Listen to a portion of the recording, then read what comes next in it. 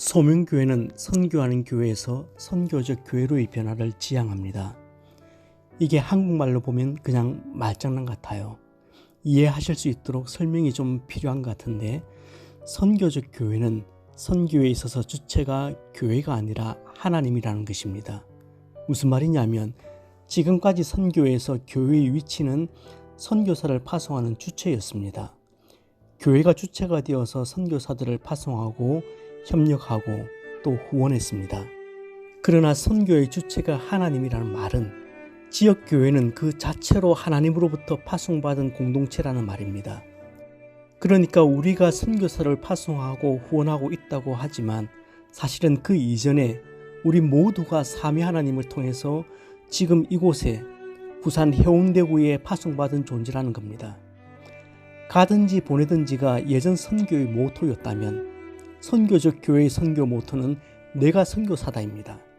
지금까지는 누군가 우리 중에서 선교의 현장으로 가야 했고 남겨진 우리는 보내는 선교사의 역할을 잘 감당하자고 했습니다.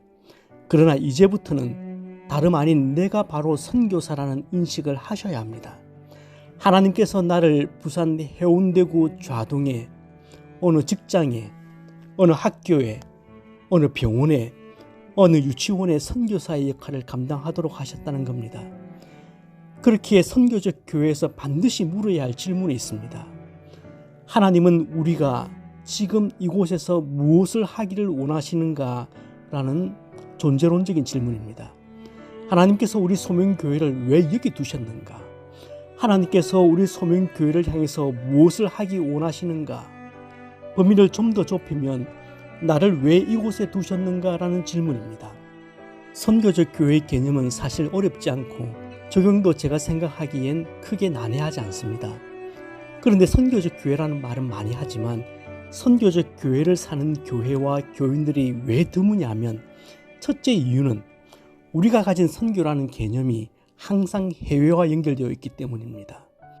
그리고 둘째 이유는 설령 개념은 이해했다 하더라도 선교적 교회를 살아가는 샘플을 주변에서 보지 못했기 때문이라고 생각합니다.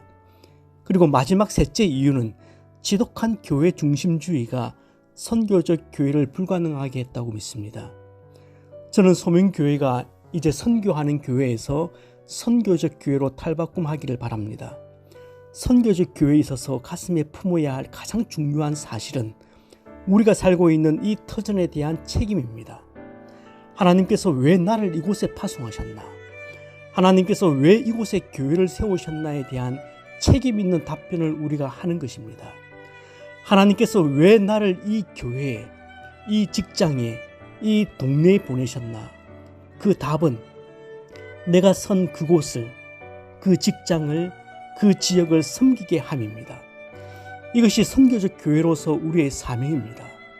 우리는 이 도시를 주님의 사랑으로 섬기기 위해 부름을 받았습니다.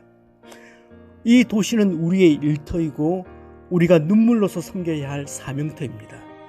우리가 사랑하며 섬겨야 할 곳은 첩첩산중의 두메 산골도 아니고 어촌도 아닙니다. 대한민국의 두 번째 도시인 부산, 그 가운데서도 잘 산다고 하는 해운대구, 한국 사람들이라면 한 번쯤은 놀러오고 싶어하는 해운대 바닷가를 옆에 낀 동네 속에 하나님께서 교회를 세우시고 우리를 선교사로 파송하셨습니다.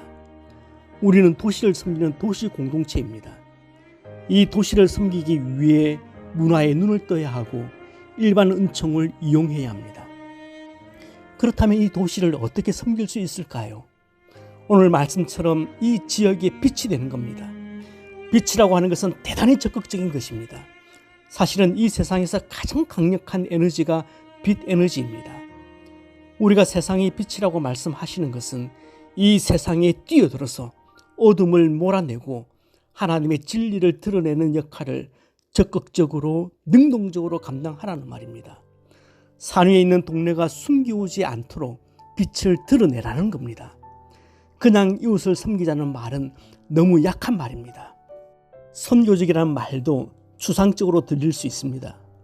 이웃을 섬기자는 말이 추상적인 말장난이 되지 않으려면 첫째, 나는 이 지역을 섬기기 위해 파송받은 선교사다라는 생각이 내 의식 속에 녹아 있어야 합니다. 둘째, 이웃 사랑이 아주 구체적이고 실천적인 행동으로 나타나야 합니다. 여러분, 이웃을 섬기는 교회가 되자는 말은 우리 소민교회만 외치는 구호가 아닙니다. 대한민국 교회 가운데 99% 이상의 교회가 외치는 말이라고 생각합니다. 다들 이웃을 잘 섬기겠다고 구호를 외칩니다. 이웃을 잘 섬기게 해달라고 기도도 합니다. 그렇지만 정말 효과적으로 이웃을 섬기는 교회는 얼마나 될까요? 많은 교회의 이웃 사랑이 겨우 면피하는 정도는 아닐까요? 이웃을 섬긴다는 것이 허황된 구호로 끝나지 않기 위해서는 이웃 섬김에 대한 더욱 구체적인 방안들과 헌신들이 있어야 합니다. 해운대 사랑 프로젝트는 어떻게 우리가 선교적 교회를 살아낼까, 어떻게 우리가 선교적 삶을 살까라는 고민에서 나온 하나의 분명한 방법론입니다. 그러나 그 일보다 더 중요한 일이 있습니다. 그것은 우리 자신이 선교적 교회가 되는 것인데, 선교적 교회가 해야 할 가장 중요한 일은 신실한 이웃으로 살아가기입니다.